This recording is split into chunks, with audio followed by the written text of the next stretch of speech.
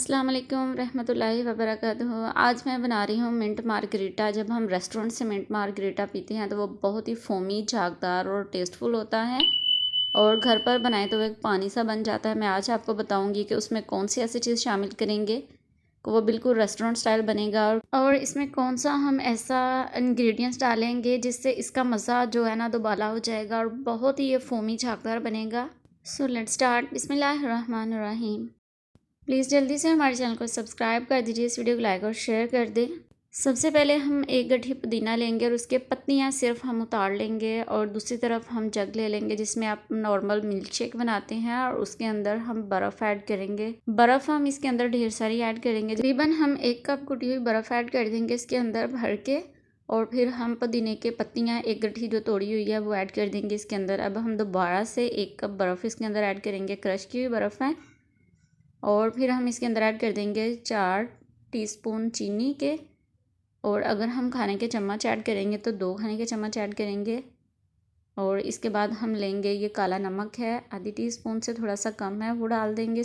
अब हम लेंगे 2 लेमन जो कि नॉर्मल साइज़ के हैं, और आपको दिखाई दे रहा होगा इसका साइज़ कितना है। इसके अंदर से बीज निकाल लीजिएगा, और अब हम इसका लेमन का रस ऐड कर देंगे इसके अंदर।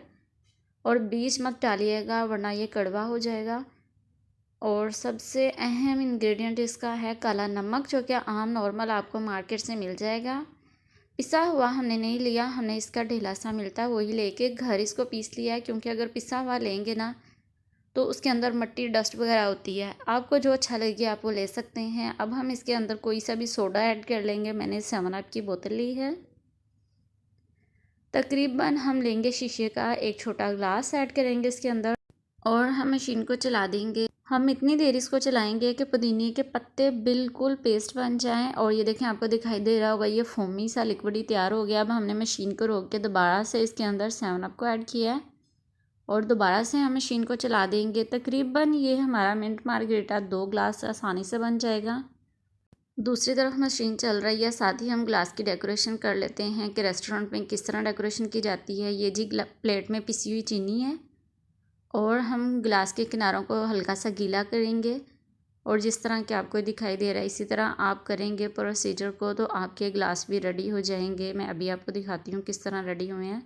और साथ ही साथ हम एक लेमन लेंगे और उसके स्लाइस कटिंग कर लेंगे। ये भी हम डेकोरेशन के लिए कटिंग कर रहे हैं, अंदर ऐड नहीं करेंगे। देखें जी, एक साइड से हल्का सा कट लगाएंगे और ग्लास के किनारे के साथ हम इसको लगा देंगे, और दूसरे ग्लास को भी हम इसी तरह रेडी कर लेंगे।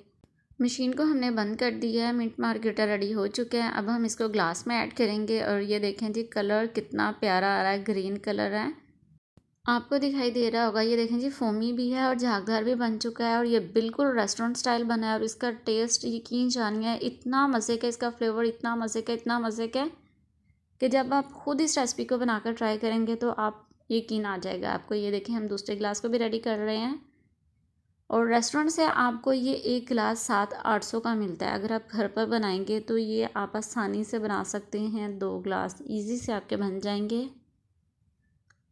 मैंने इसमें पूरी बोतल सोडे की नहीं डाली, सिर्फ हमने थोड़ी सी डाली है, और 2 ग्लास रेडी हो गए हैं।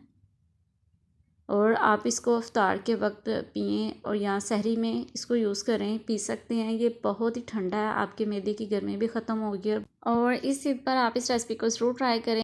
अगर आपको हमारी रेसिपी ज़रा सी भी पसंद आई है तो प्लीज़ जल्दी से हमारे चैनल को सब्सक्राइब कर दीजिए, इस वीडियो को लाइक और शेयर कर दें, और एक अच्छा सा कमेंट कर दीजिए। ये देखें जी, ये झागदार भी है और फोमी भी है, मैंने आपको दिखा दी है। इसी के साथ हमें दीजिए इजाज़त। अल्लाह हाफिज़।